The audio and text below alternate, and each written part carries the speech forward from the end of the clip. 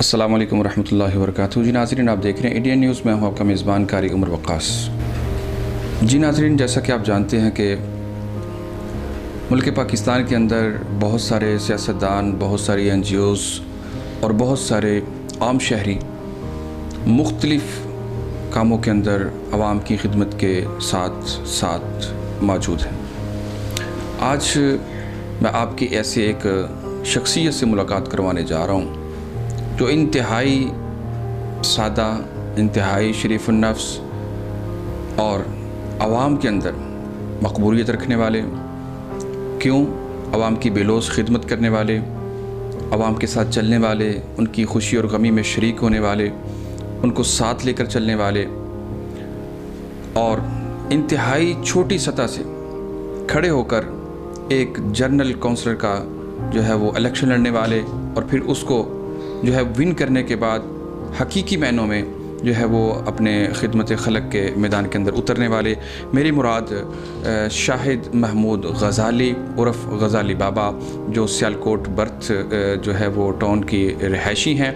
आइए मेरे साथ वो इस वक्त मौजूद हैं, उनसे जानते हैं कि उन्होंने जो अपना सफ़र खिदमत खलक से लेके सियासत तक और सियासत लेके अब तक जो उनका जारी व सारी है, इस हवाले से क्या कहना चाहेंगे। अस्सलाम वालेकुम अस्सलाम व रहमतुल्लाह।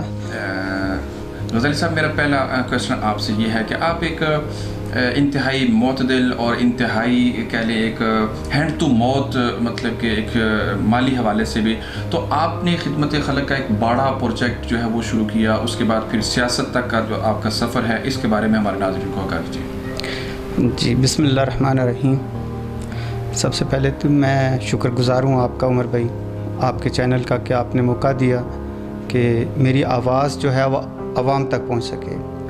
तो इसमें ये जो मेरा जज्बा है खिदमत खलक का, अल्हम्दुलिल्लाह मुझे मेरे घर से मिला है और इसमें मेरे बड़े भाई, अल्लाह ताला उनको गरीक रहमत फरमाए, उनकी तरफ से था कि उन्होंने मुझे बहुत ज़्यादा सपोर्ट किया।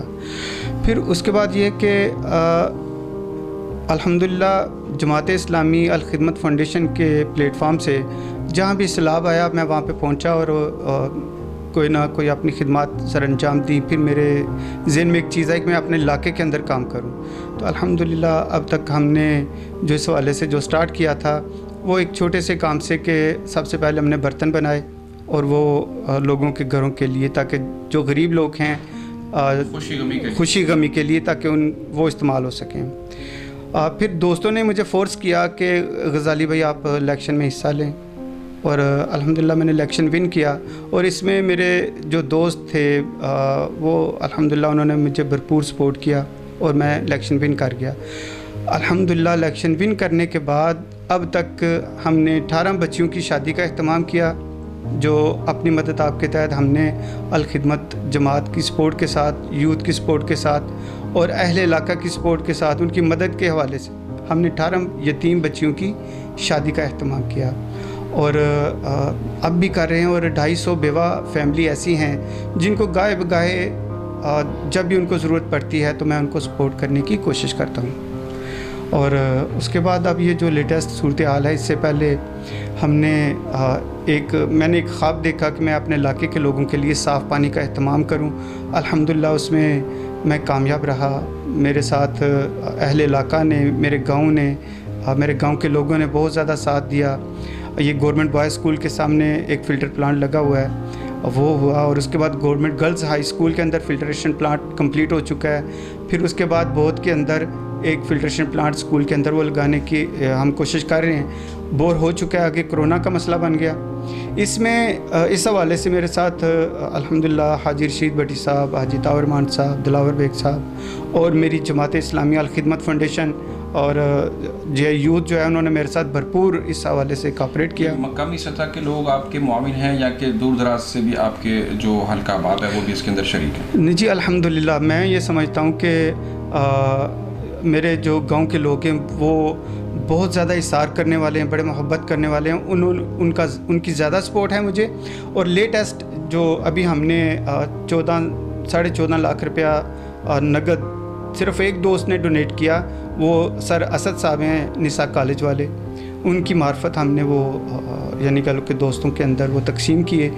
जो बेवा थी, जो कमज़ोर लोग थे, जो सफ़ेद पोश लोग थे, उन तक पहुँचे और 676 पैकेट राशन के हमने तकसीम किए। वो हमने मुकामी सतह पे कलेक्ट किए थे और मुकामी लोगों ने हमें उसमें। यानी आप कोरोना के इस वबा के जो कह लें हालिया चल रही है कैंपेन, इसके दौरान आप लोगों को राशन वगैरह जो है वो बिला तफरीक दे रहे हैं? बिला तफरीक, इसमें क्रिश्चियन भी और दूसरी बरादरियाँ भी। फिर हमने इसमें हमने जो राशन बनाए, पैकेट बनाए, वो हम रात के अंधेरे में उन तक पहुंचाते रहे। ठीक है, अल्हम्दुलिल्लाह उसकी पूरी एक डिटेल मौजूद है हमारे पास।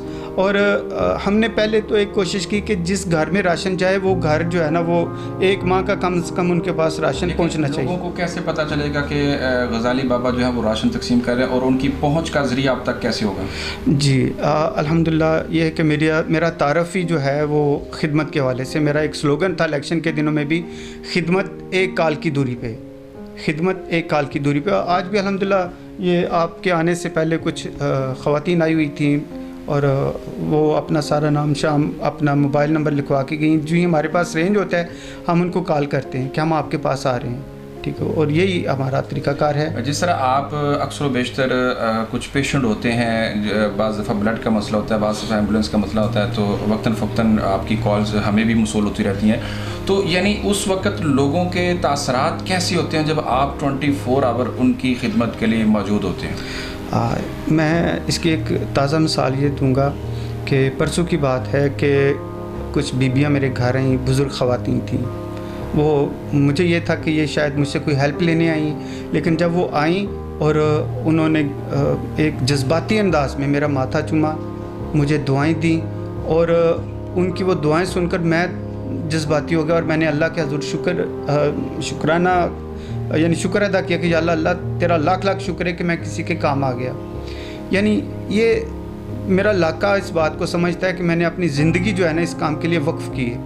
ठीक है, और ये मेरी जिस दिन मैं 2-3 घंटे घर में सुकून कर लेता हूँ तो समझो दूसरे दिन मैं बीमार हो जाता हूँ अगर ये काम ना करूँ। ये उमर भाई एक हकीकत है, ये दोस्तों को पता है कि 3 दिन पहले यानी कह लो कि मैं कुछ इसी तरह जिस तरह आज मैंने आपका वेट किया 3-4 घंटे में घर में रहूँ और उसके बाद मुझे हॉस्पिटल जाना पड़ा। अच्छा ये बताइएगा कि ये जो काम होते हैं ये बेसिक तो गवर्नमेंट के काम है, लोगों की वेलफेयर करना, लोगों को सहूलियात मुहैया करना, लेकिन क्या आप समझते हैं एज ए जनरल कौंसिल आपने इलेक्शन भी विन किया है, क्या आप समझते हैं कि जो मौजूदा हुकूमत या साबका हुकूमत है वो अपना हकीकी मायने में किरदार अदा कर रही है, वो चाहे कोरोना है, चाहे डेंगू है, चाहे दीगर मामलात हैं? नहीं, मैं नहीं समझता कि वो अपना रोल प्ले कर रही है जिस तरह उनको करना चाहिए। यानी जिस वक्त हुकूमत ने ये स्टार्ट किया उस वक्त तक हम 25 लाख रुपए के लगभग अपने टाउन कमेटी के अंदर लोगों तक रिलीफ पहुंचा चुके थे। ठीक है ना, इसमें हमारे अमीर जमात मोहतरम हाफ़िज़ मोहम्मद अकरम साहब, फसीउल इस्लाम साहब और दीगर दोस्त जो है ना वो अरफान शौकत भाई जनरल सेक्रेटरी हैं और यानी असदुल्ला भाई हैं, असगर ख़ान भाई हैं और नदीम भाई हैं, ये हम सब ने मिल के 25 लाख अमाउंट की वो जो इमदादी पैकेज थे लोगों के घरों तक पहुंचाया। मैं ये समझता हूँ जो एक हकीकत है कि हुकूमत को फ़िलहाल फ़ौर उस पर एक्शन लेना चाहिए था और फौरी तौर पे जो ऐसे लोग थे, अब भी बहुत सारे घराने ऐसे हैं लेकिन अब की जो सूरत हाल है, एहसास कफ़ालत जो है वज़ीर-ए-आज़म इमरान खान ने एक पैकेज दिया है, तो आप क्या समझते हैं कि आपके इलाके के लोग उससे मुस्तफ़ीद हो रहे हैं और ये पैकेज किस हद तक जो है आप इसकी हमायत करते हैं? एहसास पैकेज जो है देखें ये गरीब आदमी के लिए एक अच्छी चीज़ है, लेकिन जो अभी तक देखने में जो चीज़ हमारे सामने आ रही है वो ये है कि ये उनको ही फ़िलहाल मिल रहा है जिनका बेनज़ीर इनकम सपोर्ट में नाम लिखा हुआ था।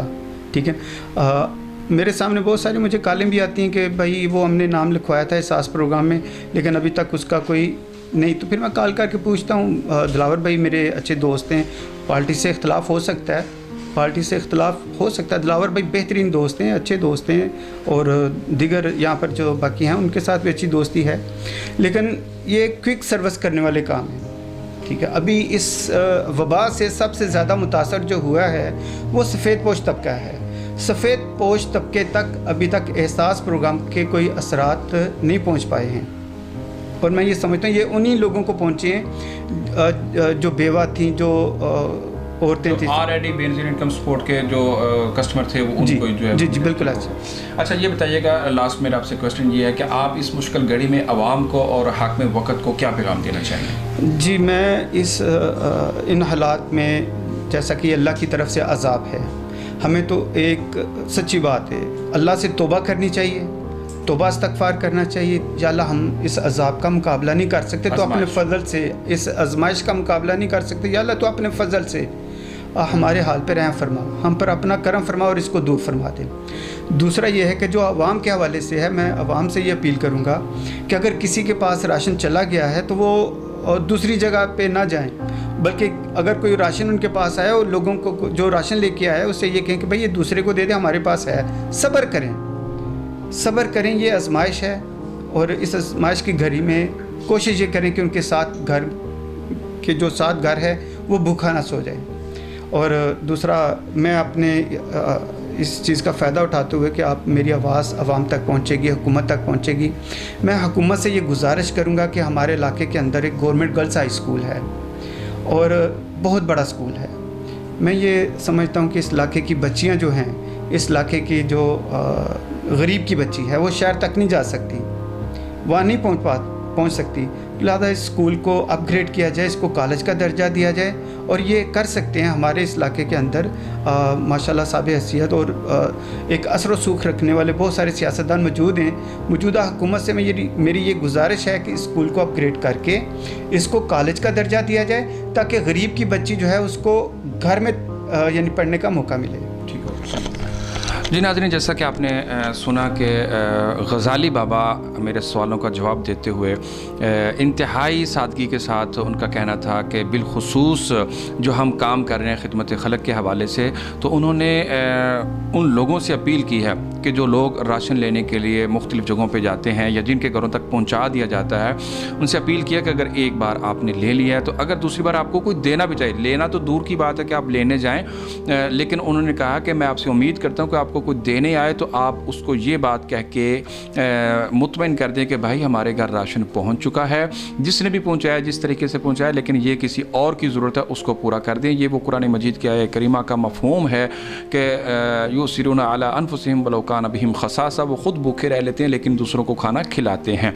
तो ये उनकी एक सादगी और उनकी एक तरबियत और उनका एक दीन के साथ भी एक गहरा ताल्लुक़ इस बात से जो है वो ज़ाहिर हो रहा है। इस तरह उन्होंने हाकिम वक़्त को भी ये पैगाम दिया है कि वो जो काम बड़ी देर कर दी मेहरबा आते आते, जो अब काम हुकूमत करने जा रही है, इससे कबल NGOs और मुख्तलिफ़ मुखर्रर हज़रात लाखों नहीं करोड़ों रुपए की मद में अपने रिश्तेदार, दोस्तों, अहबाब और महल्लेदार और अपनी जो कह लें सोसाइटी थी उसकी वो खिदमत काफ़ी हद तक कर चुके हैं और वो कर भी रहे हैं और करते भी रहेंगे।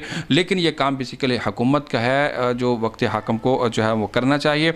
इसी तरह उन्होंने अपना बेसिक जो स्टार्ट है वो बताया कि मैंने एक छोटे से काम से जो है वो लोगों की खुशी और गमी के अंदर शरीक होकर जो है वो उसका सफ़र का आगाज़ किया और अब अल्लाह ने जितनी भी इज़्ज़त दी है वो सिर्फ़ ऐसे ही लोगों के प्यार और मोहब्बत और जो है वो लोगों के एक तावन ने मुझे इस हद तक, इस मकाम तक पहुंचा दिया है। और वो कहते हैं अकेले ही चले थे जान बे मंज़र, लोग मिलते गए कारवां बनता गया। आज शाहिद महमूद गज़ाली, एक बाबा गज़ाली जो है, गज़ाली बाबा, वो एक तहरीक बन चुका है, एक तहरीक का नाम जो है उसने खड़ा कर दिया है। तो आइए हमें भी अपने अंदर वही चीज़ पैदा करनी चाहिए, हमें भी अपने अंदर वही जज्बा पैदा करना चाहिए, हमें भी अपने अंदर वही जो है वो सलाहियतें हैं जो है हमारे अंदर छुपी हुई है उनको उजागर करना चाहिए और लोगों की खिदमत के लिए, चूँकि ये खिदमत जो खिदमत खलक होता है, याद रखिए ये कोई मिशन, ये जो खिदमत खलक है ये कोई बिज़नेस नहीं होता, ये बहुत बड़ा एक नबवी मिशन है। जो नबवी मिशन पे चलता है तो अल्लाह ताला फिर उसको यकीनन कामयाबी के रास्ते उसके लिए आसान कर देता है।